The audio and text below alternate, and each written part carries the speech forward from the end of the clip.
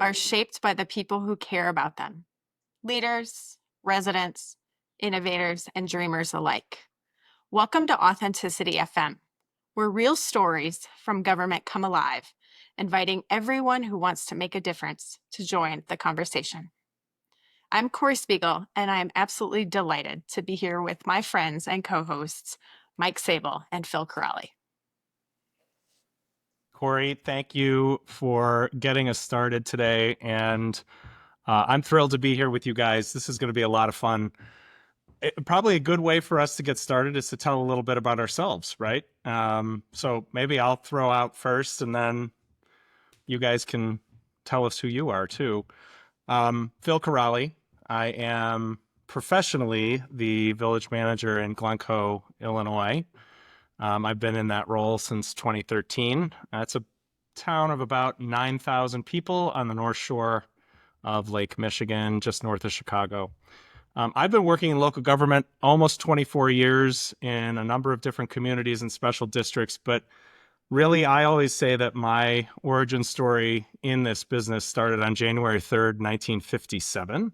That was the day my dad stepped off a ship into New York Harbor, a Hungarian refugee seeking out a better life. And he built a local government career that inspired my own. He settled in Des Plaines. I'm a Midwesterner, always have been, Des Plaines, Illinois. If you've flown into O'Hare Airport, I probably touched the bottom of your plane a couple of times as a kid. I'm the youngest of five. I was the first in my family to get a master's degree. As I said, I grew up in Des Plaines, Illinois, home of the first McDonald's and the 1000th and the 2000th McDonald's, just so you know. You could put that into your trivia deck. And I graduated from Augustana College with an undergraduate degree in public administration, got my master's degree in public administration from the finest school of higher learning in city management, Northern Illinois University. I'm sure we'll have some things to say about that as this goes on. And I just finished up a term as president of the Illinois City County Management Association. I'm married. I've got two amazing daughters, and we'll talk a little bit more about them, I'm sure, as time goes on. But I'm going to punt it over to Mike to tell us a little bit about who he is. Well, thanks, Phil. And you're right. We do have a lot to talk about in terms of where you go to school. Hello, everybody. I'm Mike Sable. I am the city manager for the city of Maplewood in Minnesota. Huge Timberwolves fan, so I got to represent. I also have Anthony Edwards behind me, if you can see the book. So I got my start in a slightly different way. I had a girl in high school that I liked, and her dad happened to be the city manager of the town that I grew up in. And casually, in sort of an offhand conversation, he said to me, you know, you'd make a good city manager one day. And like all good city managers or all good people, you go, well, what's that? Turns out that I had an interest in sort of, civic minded. I paid attention, to local politics. And so that was always sort of my start. So I got my first job as an intern with Hennepin County, which is, 1.1 million people. It's a big behemoth. And I got to work for one of the commissioners. And I got to see all of local government at the highest levels. I did 7 years with Hennepin County. And then I got a phone call from a guy named Jim Prosser. Jim Prosser was the city manager in Cedar Rapids, Iowa, who happened to be the father of the girl that I liked in high school. And he offered me my first city job. It was doing flood recovery work in Cedar Rapids. Fast forward, he got me connected with somebody locally in Minnesota. They got a job. And I joke, I've worked in 3 places twice. I've worked at Hennepin County twice. I worked for the same city manager twice, and now I've worked for Maplewood twice. Previously was the assistant. And so one of the things that, your local government career for me is always about relationships and networks. And I've been fortunate to have an abundance of both of them. And so it's, I currently get to serve as the third year Midwest VP for the ICMA Executive Board. It's one of the great honors of my professional life. And as my term comes to a close, I wanted to do something more. And so I joined these fine folks and sort of starting a podcast. So we'll tell you all of that story going on, but I'm going to turn over to Corri to hear your local government origin story. Corri. So I feel like mine is so much more eclectic and strange than both of yours. That's what So we were I hoping for. too, I too am a Midwesterner. I grew up a farm kid in Wisconsin, which I'm sure we will cover at length at some point, and currently reside in the Quad Cities in Davenport, Iowa. But my origin story for government starts in the private sector. So after one particularly frigid Wisconsin winter, I decided after maybe 6 days of past graduation, I was going to pack up my car and leave. And I did. And my first day in the Phoenix Metro was Y2K, December 31st, 1999. I figured if the world was going to end, at least I wanted to be warm. And I was. And a few days later, I started my career in the private sector. And the company I worked for did construction and project management, and mostly in the public sector. So we worked with city governments and school districts. And when you're from a small rural Wisconsin town, population 750, you don't even know city government's a thing. And through my private sector experience, I fell in love with local government. I networked, and I had a bunch of friends who were in this field called economic development, which I'd never heard of. And I fell in love. These people talked about the things they worked on. They helped build cancer hospitals and spring training facilities and office parks. And I'm like, oh my God, that's the coolest thing ever. And I literally networked my way into a job. Apparently, I couldn't be a little tenacious. Who knew? So I will dispute your greatest grad school because my MPA is from Arizona State. And as we like to talk about with our good friend Pam Davis in Boulder, I went to ASU and got my MPA before it became cool. So I am very proud of that. But my first job was in Goodyear, Arizona, on the western side of the Phoenix burbs, and fell in love with the field and got to do really, really cool things there. But I had family in western Nebraska and fell in love with Denver. Spent 7 years there doing economic development, got to build an IKEA and all sorts of cool things. And then my family changed, and the little boy that we will talk about at some point too became part of my story. And so back to the Midwest became. And I got a job here in Davenport where I spent 8 years as the city administrator and have just kind of spent the last 2 years on a hiatus from the profession. And by time this is broadcasted, we'll have launched a company called Arate Strategic, which will focus on consulting in local government. And I'm really excited for that. All right, so we talked a little bit about things people might not know about us, but what is that one thing? I know, Mike, you and I have talked about two truths and a lie. What is that one just crazy thing that no one would believe, except for it's true? So that's a really hard question to ask. So I think the universe of city managers who are also certified yoga teachers is pretty small. I happen to be in that Venn diagram of white male city manager, yoga teacher. I fit into that little niche, and I did it a little bit as of a response to COVID. So I love being active. I love doing yoga. I think it's great for mindful meditation. And I had some abundance of free time, and I thought, well, I need to do something different. So I'm one of the few, the proud of the yoga instructors. So that's sort of the one thing that stands out for me. Phil, how about for you? What's your strange Venn diagram? So going back a ways, I've when I was in college, I had the opportunity to be a part of an organization called the Augustana Choir, Augustana College in Rock Island, Illinois, small Lutheran liberal arts school, and has one of, if not the finest choral programs in the Midwest. So I had the opportunity for 4 years to sing with that ensemble. And my senior year of college, as we walked in at the beginning of the school year, we were told we were going to record a Christmas special that was going to be broadcast across the country on PBS stations in, I think, 450 markets. And there were going to be 6 solo ensemble pieces. And I was privileged to audition and get a solo. So I like to tell people that I was a featured PBS soloist back in 2002.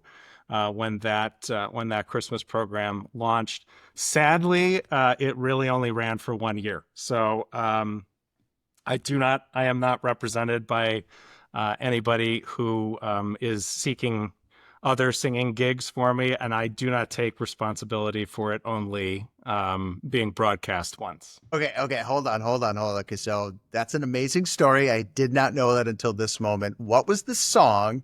And then the second question is "Oh Holy Night" the best song ever written? Uh, the second question, yes, is true. Yes, for solo primarily. The song was a piece, and I'm going to forget who the composer was, but it's Jesus Christ the Apple Tree.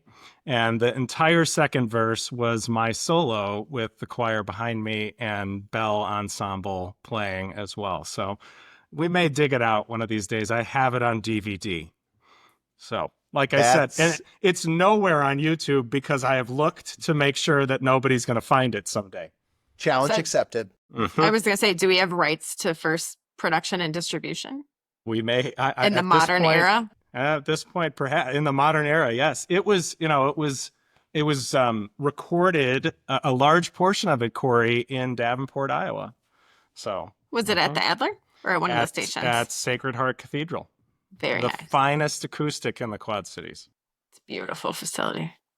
Corri, how about you? What's your story that none of us would guess? I don't think anything is nearly as interesting, right? So, I mean, disagree. Well, I probably have lots of stories. Whether or not they're appropriate for this podcast is a whole different topic. So, I talked about being a farm kid. I can guarantee you none of you had a pet cow named Bridget growing up.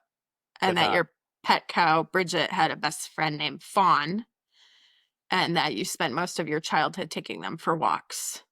So for me, my Venn diagram is that I actually know how to milk a cow by hand. It's a good life skill. Yeah, I don't know that. Well, you never know. It might come in handy someday, but I don't know that it really helps now. But yeah. I like that story. That's brilliant. Yeah. I also have, this is more fun. This is probably more up your guys' alley. So in the basement, I have a very robust collection of sports memorabilia.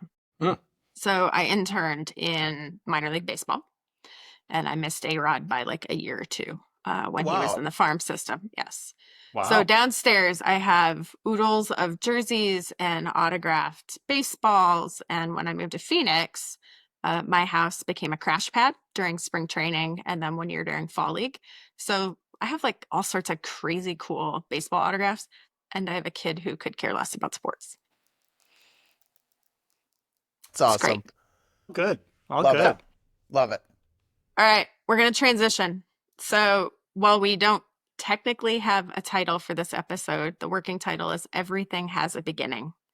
And so let's talk about why on earth the three of us decided we could actually do a podcast. I feel like you have to go first. I feel like you do too. Yeah.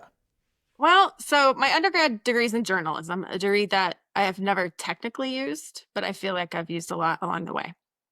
And so I think the idea of a podcast started out as a joke, as many things do between the three of us. And one day I was working through what I wanted to be when I grew up after I had successfully defended my dissertation. And I said, so back to this podcast thing, like we should do it. Like there's some really great talent doing great conversations in the space of local government, but they're not us. And we're from 3 different states, and we have very different career paths and perspectives. And maybe we can do something really cool and really meaningful for our profession. And I think that's kind of how it started. That's a great answer. I'm going to take that one. So for folks who like for the first time, like the listener is going to be wondering, like, how do these 3 strangers like come to meet? And so the profession of local government is really small, and you very quickly realize that it's a special kind of a job. And that there are people who are like magical in your lives. And this happens to be one of those moments. Like we met each other and we instantly get along. And I've been fortunate in my career to like work with brilliant, talented people. And I'm like, I want to do more of that. And that's literally it. I just want to hang out. Like I have a ton of respect for both of you and the work as you do. And also it's just so interesting because we can have fun, we can make fun of the profession. And then when it comes down to like, hey, how are we going to actually do this and make change in the world? Like sometimes you just need two other people to like help you make a difference in the world, and you guys are it. And so I just want to spend more time with you because I know I'm going to get better. I'm going to be able to do more. I'm going to do better. I'm going to be able to do faster because we have a friendship and a partnership, and you're both really good at it. And so this is for me, it's just selfish. I just want to spend some more time with you because I know I'm going to be better as a result of it. So, I mean, all right, we're super lucky that we have a profession that supports giving to one another. There's no competition. Like nobody wins at the end of the day. We only win when we get better. And so for me, that is just a continuation of this. Like I just want to continue to improve and do it with people that I like and respect. So that's it. Okay, well, going last always sucks. I, all of those things that you guys just said, but I think to build on it, this is. I didn't say too much of this in my intro, but I honestly don't know what else I would do if I wasn't a city manager. And I was talking about that back in June as I was kind of saying farewell to ILCMA as president and saying, this really, for all of its struggles and strains and complexities and hard days, is really still my favorite thing to do. And I see that in both of you, and I see that in so many of the people that we all have met and talked to in this profession that just genuinely bring something that is intrinsic to city management and this profession, a resilience. And I know we'll talk about this, I think, a lot in the course of this podcast. But for me, it's really an opportunity to get to talk to smart people about something that I love, and recognizing for myself that I have a ton to continue to learn and to find out about this profession, that my experiences maybe can help other people, can help the two of you, and your experiences can help other people and me. And we have this chance to talk like regular people about something that we truly care a lot about. And it's really exciting to have that opportunity, and for us to be able to capitalize on this amazing and awesome friendship that we've been able to build. We've probably met one another in person. Me probably met many fewer times than the two of you, but it's interesting to me how quickly you can click with people in your world. And friendship at this part of our lives is harder to make and cultivate, and I'm thrilled to be able to do that with the two of you. So that is, I'm going to segue back to something both of you said, right? So we did our origin stories for ourselves and our profession. And Mike, you kind of teased in the ICMA board, but I think, the world of Kevin Bacon, there is no 6 degrees of separation in this profession. There's 2, maybe 3 on the offshoot. And so Mike, your and my origin story is that I had applied to be on the ICMA board when it was the rotational year for me. My experience was much different than yours. But because there were 3 candidates from Iowa and the process was super smooth, and I literally had no idea what I was getting into. I had gotten the kind of the standard form email from ICMA that we all get in our inbox every year. And I remember reaching out to the regional director at the time and I'm like, so like, what's this about? Like, what does this mean? Would this be cool? Right. And she was great and gracious. And so I got my packet together and went through the process and was ultimately selected. And if there is a meaningful positive pivot point in my career in the last chapter, that moment was it. because that sent me on this path. Now, mind you, this is 2021. We're just coming out of COVID, still in it, sort of, in many ways. And I get picked. We go to DC, we meet each other, off to Portland to get sworn in. And a year later, you join us. And so we're part of the fabric of the Midwest region from ICMA. But I will say the ICMA board friendships and the extended friendships for me became probably the most important piece of my life when I went through my career transition. And Phil, as I was going through my career transition, and you and I've had this conversation, I was a total LinkedIn fangirl. I think the work you do there to profile the profession, the positive side, the hard side, all of it is just something that it warms my heart every day. And so when I went to ILCMA a couple years ago, and I was in not a good space professionally, but I got to meet you in person for the first time. And that moment, it was just magic. And I'm grateful for it. So that's kind of my vantage of my origin story of the two of you. Okay, so I have to add on to that. So, right. So if for folks who don't know, so the ICMA board, you pick a new person to represent the Midwest every year, and you serve a 3-year term. So you're going to serve with a lot of people. And Corri and I got to do an overlap of 2 years, and it was incredible. And she sort of referenced, like, my experience was a little bit different. I had no expectation that the profession would choose me to serve on the ICMA board. I just wanted to put my hat in the ring because it was interesting. And you do the interview and you do the thing and you get the thing and you're like, oh my God, this is great. And then you meet the people and it transforms your life. And I got to go to Illinois, and I went to Illinois and I got to meet Phil. And I remember, like, you fly into Bloomington Normal Airport, which is like it's an experience unto itself. Yeah, and you sure show is. up and there's no Uber, there's no Lyft.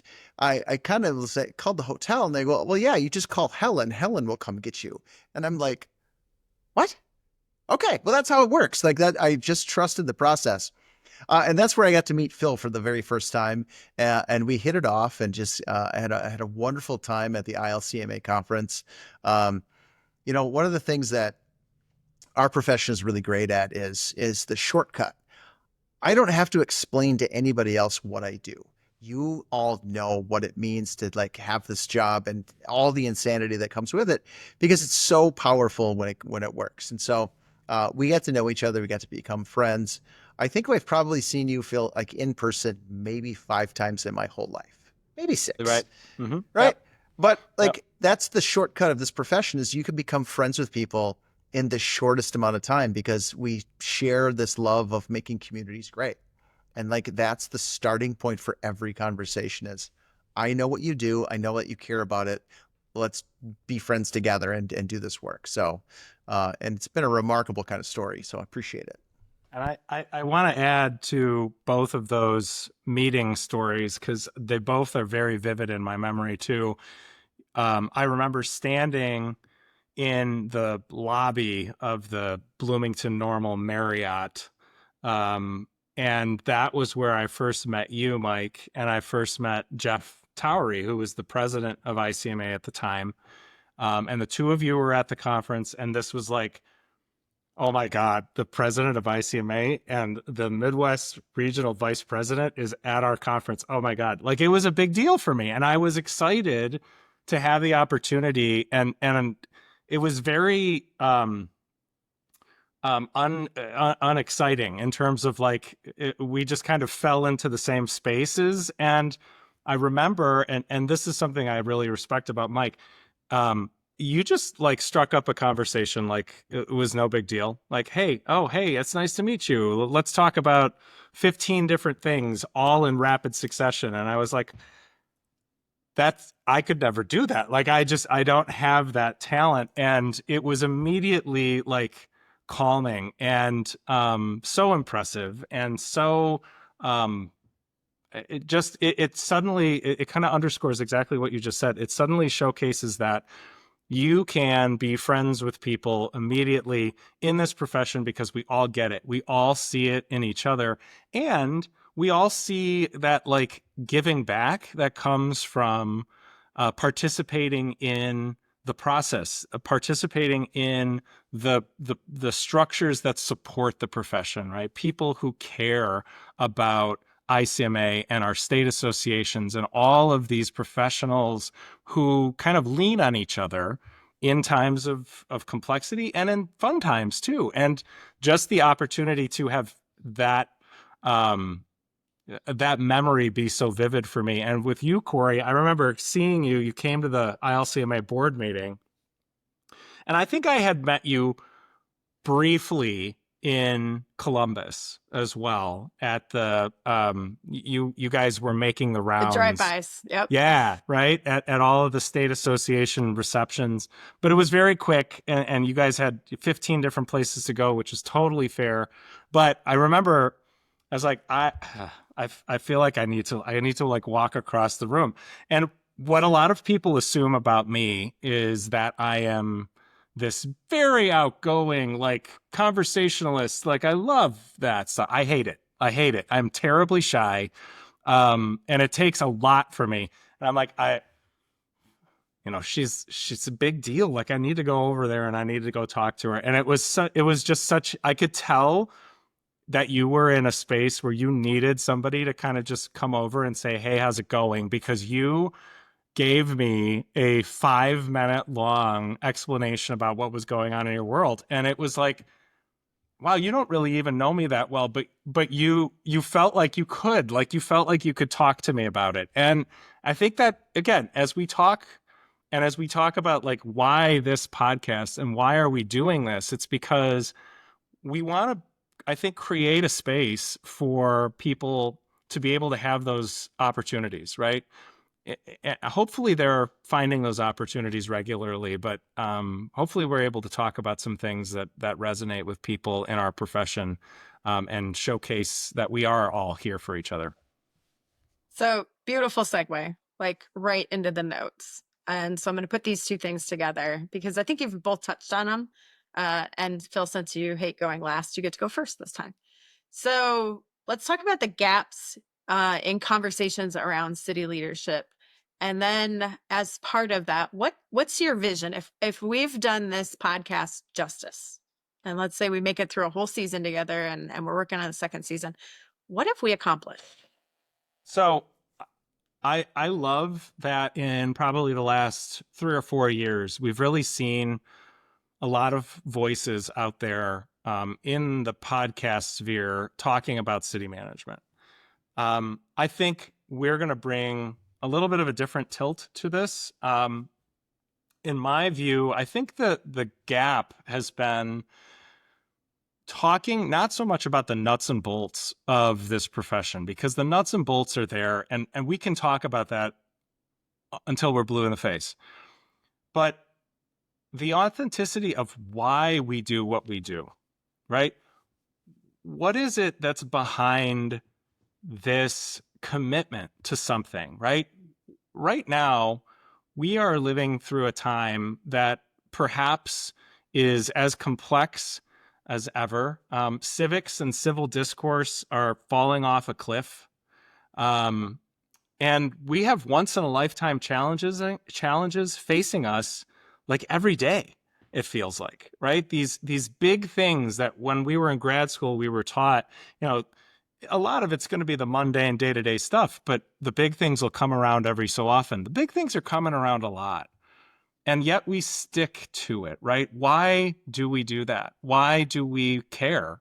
There's a lot that you give up in this profession. There's a lot of time, of experiences with family and friends that you're going to have to put off because of the work that we're doing. And yet we still keep doing it, right? So I would love for us to be able to talk about that and give some air and light to that side of the profession. And hopefully, again, tying back into that authenticity concept, there's a lot of that. And let's talk a little bit more about it.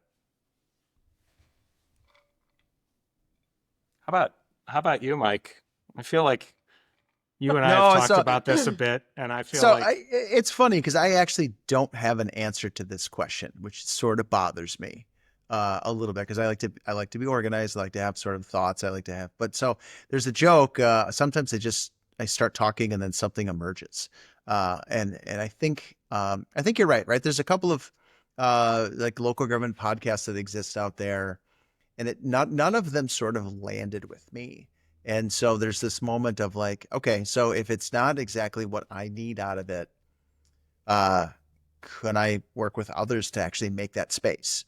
Because what I really am interested, I think you're right. I think the world's very complicated, and we do give up a lot. I mean, I sort of did the math. I think I'm at 1,400 public meetings in the course of my career, counting commissions and boards and councils and everything else. And I've actually learned some things from that, and I think I can sort of expedite the learning for others, but also then highlight like what are those things that are like important. So I got a chance to go through the SEI program in 2012. It was transformational for me, and one of the things that they talk about is like this role that we're in. You are the steward of democracy and all its messiness. Elections are complicated. Getting elected officials are complicated. Getting good policy choices are complicated. And so, what does it take to actually make this thing work? Because it doesn't happen by accident, right? It requires people who are dedicated to the craft of public policy to say, okay, I'm going to be the steward of democracy. I am largely indifferent to the outcome as long as the process works for everybody.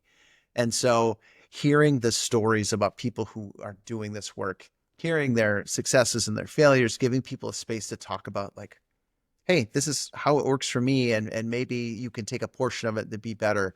Because the stories that we tell are endlessly fascinating. And I'm convinced of that sort of piece. Like I love a crazy meeting, right? I mean, they're the best. It's just like, right? You can start with, you're never going to believe this. You talk to a local government professional, be like, yeah, it happened Thursday. Like that's totally normal.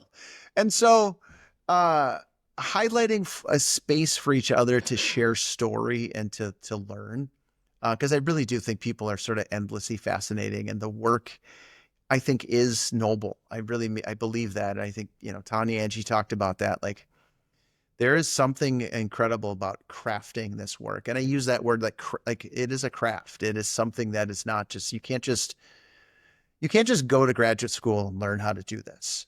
You can learn some of the basics, but to actually be good at it and to make something sort of magic happen requires time, energy, effort, a lot of support and help.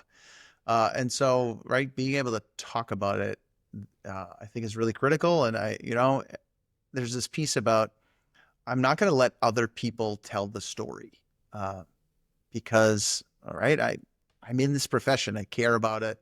I'm reasonably good at it. And so I've got to do my part. And that's maybe the reason is it's time for us to step up. And maybe that's a conversation for the Gen Xers to talk about later, but maybe this is our moment. So that's for it. That's for me. That's what this is about. So absolutely beautiful and agree with all of it. I think when we started contemplating this idea, and there are probably countless text messages on what to call it, right? And we settled in on authenticity with the emphasis on city, which is a fun wordplay, I think. One thing, and it kind of merged with work on my dissertation. It's hard to feel hopeful right now.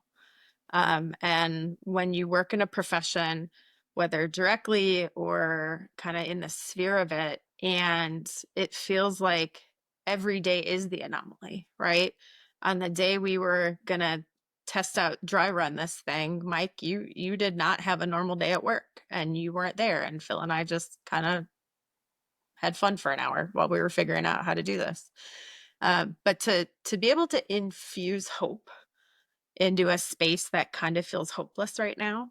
And I know, there's so much negativity there. The trolls are rampant. And the negative gets such a loud voice right now that I feel like for us to step into this space and be both authentic and hopeful is magic in a bottle. And that's what I hope we do. Okay, so you've alluded to it twice. So we get to serve with Dr. Spiegel officially. Corri, describe in like talk to me like you're talking to me, like I'm 10. Uh, what was your research and why does it matter? So I chose my doctorate's in business, but I chose the specialty of studying senior executives in local government. So a little bit of therapy for myself and probably many of our colleagues and peers. But I wanted to understand turnover intention, right? I think everybody in this profession has had that day where they think, do I want to do this anymore? Do I want to do this specific job anymore? Do I want to work in this specific community anymore? And so turnover intention is that step. It's not the I quit step. It's the I don't know if this is for me anymore step. And I wanted to look at it through two lenses. So public service motivation has been around for a long, long time, since the 90s. It is, I would argue, the reason we're all here. We all have this passion to serve. And so it's super well studied. What has not been studied in our field is psychological capital. And so I actually wanted to understand both of those things and which had a bigger influence on that turnover intention, that step before I'm out. And then I was also very intentionally curious about how does age play a role and how does gender play a role? Because as a woman in the profession, we are disparate in our representation. And interestingly, gender and age didn't matter as much as I thought they might have, which was fascinating. But the big takeaway was that the most important thing that keeps people from quitting is optimism. Number one, like 30% more significant than anything else, which was so surreal to uncover. That's I appreciate you sharing that, and it was also sort of I got to have a pretty close sideline view of what it took for you to get that, and it was You got a remarkable. t-shirt. You have your own custom t-shirt. So folks on the podcast, here's the story. So Corri needed a certain number of respondents to the survey in order to qualify for being published. She tasked me with a bunch of business cards and said, go get people to take this survey. And I relentlessly and endlessly promoted it at the ICMA conference, on LinkedIn, on everything I could do. And I earned a shirt that said best hype man ever. So at some point that will make an appearance, maybe. I keep gaining a little bit of weight, so the shirt just keeps getting smaller and smaller and smaller. So We can order a new one. It's still in the shop.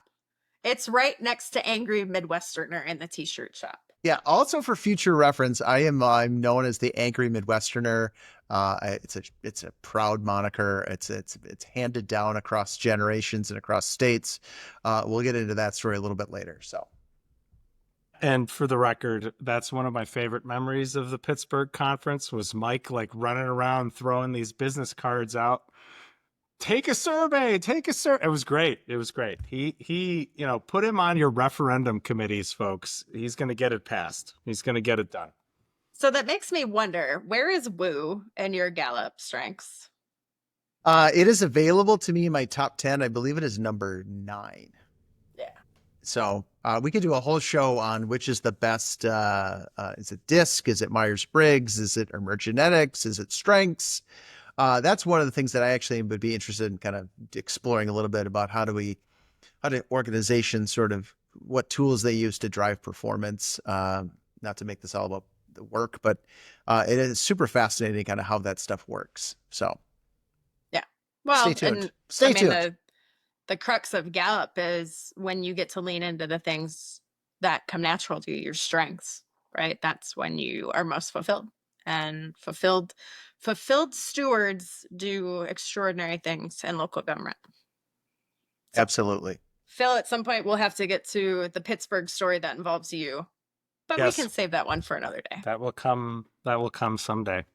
All right. So let's talk about topics we think we might want to talk about. And by time this is airing and people are seeing us actually do this, what are topics you want us to talk about? We'll give you a way to contact us, but we're all pretty easy to find, I think. So what are the big, some of them can be local government things. Some of them can be, Mike, you referenced us being Gen Xers. That's something we all share.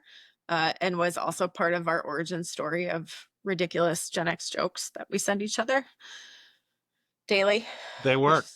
Right. They do work. So, I mean, I would say, so I do want to sort of get into sort of Midwestern humor. Because I do think it's a little bit different, and the rest of the country sort of is moderately afraid of sort of our sense of humor. For sure. Uh, so I think that would be funny. I do think the unique role that Gen Xers play in leading organizations is probably worth talking about. There are very few of us, and now we are in the spots where we are generally in leadership positions, and so we've always been pinched on both sides. And so, what does that mean for us in terms of how we show up? And then one of the things that we talk about, Authenticity FM is our sort of our brand. And, we want to show up and authentically lead, but I'm in my organizations for 15 months, and I have never been the leader of that organization before.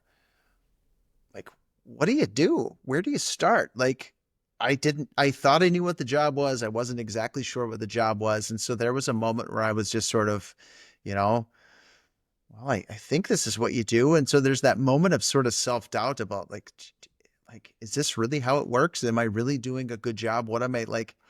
That little self-doubt, that sort of voice in the head that says you're not ready for this. I want to give voice to because I've experienced it and I've worked through it. And as people are listening to this and they're like, well, maybe I'm in economic development Goodyear and I want to be a city manager one day, but I have no idea what to do. I think this podcast can help people get there. And so to use your example, Corri, like that was a real one.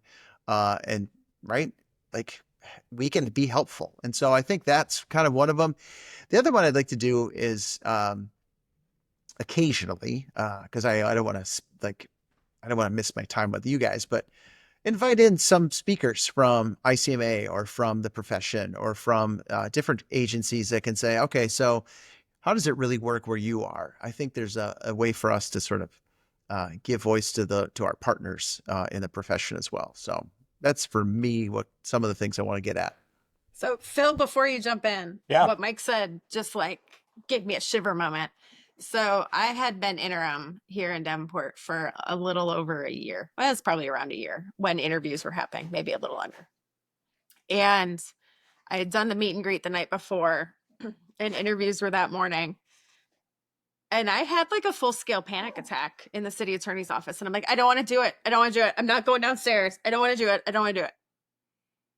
And it took the city attorney and the CFO at the time like a good 10 minutes to literally pull me off the ledge and say, you're fine. You've been doing it a year. You're going to do a great job. Go down there. Like total panic attack. Like that real stuff happens. All right. So that's great, right? Like that's the real side of this, right? That is the real side of not everybody walks into these interviews like I am just going to knock the doors off this place. Like I am amazing. It's going to be perfect. So I look at it as this is an opportunity to talk a little bit about those kinds of stories, right? The times we've there's a Phil-shaped a hole in the wall where I run so fast and realize that I just have to keep going and I just run right through the wall. Like I care so much about what it is that I'm talking about that I forget that maybe it's better to stop first. I think having the opportunity to talk about when we failed or fell apart or something didn't work right or the realities of this, right? The toll that it takes when those situations take place. To Mike's point, I think finding a path toward helping people understand what to do when you're new. In my case, I'm in my current role almost 12 years. There's a real danger that comes at that point where you can start saying, I know everything. I got it. Right. I'm the one that everybody turns to and says, hey, Phil, how do we do this? I have to remember and I have to be mindful of the fact that I need to continue to recreate my role in the organization. It's not the same organization today that it was 12 years ago. It won't be the same organization a year from now. How can we be mindful of the fact that even when we have been in a place for a long time, we have to continue to get to know it, and we have to continue to get to know what the community needs and those evolutions that take place. I do, and we've kind of talked around it. We haven't called it this, but I really want to talk about imposter syndrome as a real thing. Um, I experience it 3 to 4 times a day, regularly. And how do you talk yourself out of it, right? How do you get to a place where you're like, nope, that's not that. I'm not letting that voice take over. I'm not letting that voice be the controlling part of my reality. I have to find a way around that voice. So, and I love the idea of talking to people in our professional associations to help to understand the work that they're doing. I just wrote an article for PM Magazine about Illinois and our experience over the last 3 years in supporting the profession through referenda and through potential challenges to longstanding council manager communities, and the amazing work that ICMA does to support those conversations. I've been an ICMA member since I was an intern. I had no idea until about a year ago how much work is done to help support those kinds of initiatives. How do we talk more about those kinds of things, right? How do we say what is going on in the profession? What's kind of this current below it that's carrying us all through? And how are those individuals supporting what we all need in our various communities, whether we know we need it or not? I think there's so many opportunities for really great conversations, and I'm just excited about the chance to do that. So I think you guys have covered like a whole probably year's worth of episodes, which is amazing. I think the one I would add, well, there are probably two, right? So I talked about optimism. We talked about hope.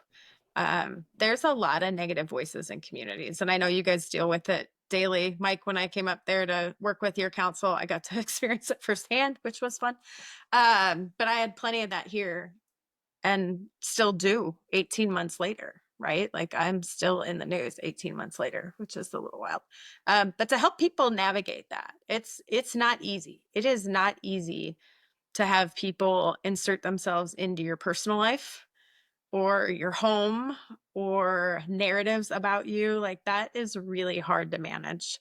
And the other one, and this can be about legislation, it can be about what's happening at the federal level, the state level, locally, but the idea of disruption, right? To go back to how we started this podcast, there's a software, and it was easy for us to go research what's the best microphone, what's the best camera, like, and we all have kids who are probably way better at this than we would be, but we figured it out. And how is that going to change how communities work together, how people work together, how you hire? Everything is going to change. Phil, you made the comment a year from now will look different. I can't even imagine what life looks like a year from now in terms of what technology is doing and at the pace it's doing it. And that's super exciting and also incredibly terrifying, because the fact that the three of us as Gen Xers can easily produce a podcast should scare a lot of people, quite frankly. Hey, can I throw one more thing out there? Because I think it's a practical reality for people like us, older and younger as well. We are seeing changes in our families, aging parents, kids growing up, or and the expectations for us in helping on both sides, right? We're kind of that middle. This was a big part of our conversation in my community when we were talking about family leave programs, and they're great for new kids, and they're great when somebody's bringing a new child into their family through adoption or whatever. But there's a lot of folks who are dealing with that parent who suddenly needs dialysis or cancer treatment or dementia management. And we're being pulled into those roles too, not just to be leaders in our communities, but to continue to be leaders in our own families. Because surprise, surprise, when we lead communities, our families generally tend to bring those things to us too and say, hey, how about you do this? Can you research this, this, and this, and then we'll figure it all out. And it's just, I think, an emerging reality for us that we're also managing in the midst of everything else. All So right. that one really resonates with me because I am caring for my aging parents, and my mom just went into assisted living with some challenges. So I am living that every day. So I think that is a super helpful, timely topic. It's certainly personally for me, and I think probably for others. There's this line, and I'm going to probably muck it up.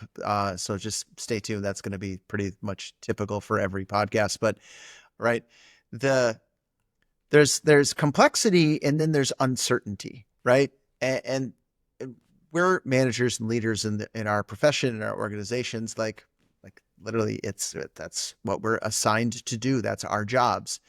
And I do think at some level, right, the complexity of the world requires good management, good systems, good procedures, good processes, good systems, like good traditional management that you learn. It's the uncertainty that I think requires leadership. And I think that's what this podcast could be, is a place for when times are uncertain, that we can provide a little bit of context and a little bit of help to kind of manage or to lead through the uncertainty. Because we can manage complexity, right? AI is going to do a great job of organizing things and figuring out the answer. But it's that uncertainty about which choice should we make and why is this the right path is something that I really want to explore deeply, because I do think this is where that's where humans are going to be essential. And that's where this conversation between great humans really plays and has a role in the space. And I hope that we can continue to do that, inspire people to tackle the uncertainty. So that reminds me, in countless conversations I've had over the past few weeks, the the idea that courage is hard has come up over and over and over. And I think we're going to live through an era where courage is going to become even harder and equally more important. So, because we're all Midwesterners, this is the last call moment.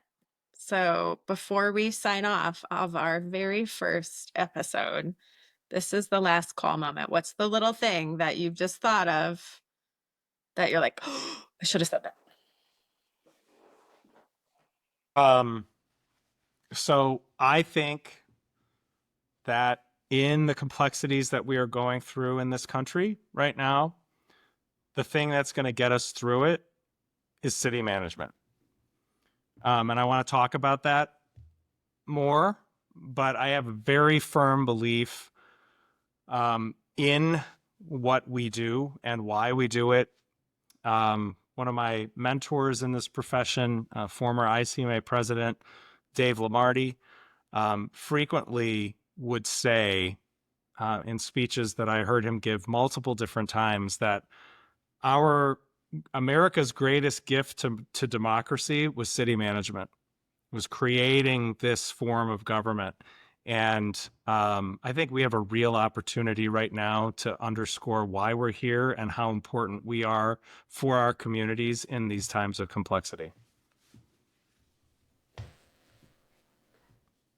Are you going to make me follow that?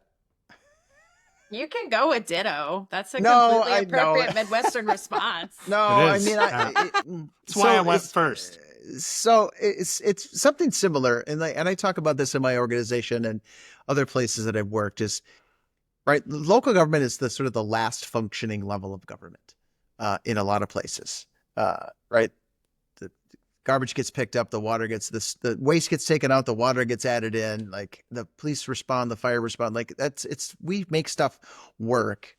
And I do think the other thing is we make stuff that lasts for generations. this roadway project, this library, this community center, these things that we help build serve 100 years or more into the future. And so our lenses and our perspectives tend to be a little bit longer because we do actually try to prepare for things that are sustainable, that last, that are meaningful, that are impactful. And I don't think every other level does that. And so for me, that's one of those things that I do think the local government level is where we create value in community. It's where we transform lives. And so I'm going to continue to beat that drum because it is, I say this all the time.